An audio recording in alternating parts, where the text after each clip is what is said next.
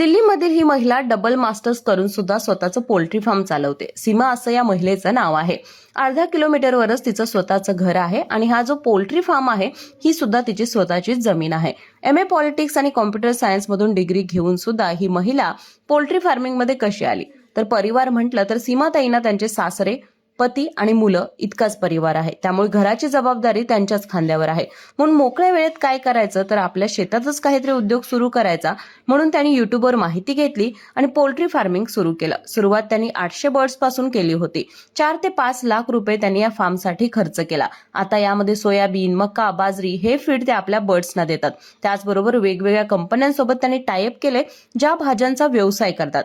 त्यामुळे त्यांचं waste material poultry form मध्ये येऊन पोहोचतं आणि कोंबड्यांना खायला सुद्धा मिळतं.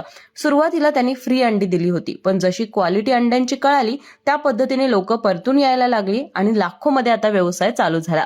सीमा यांची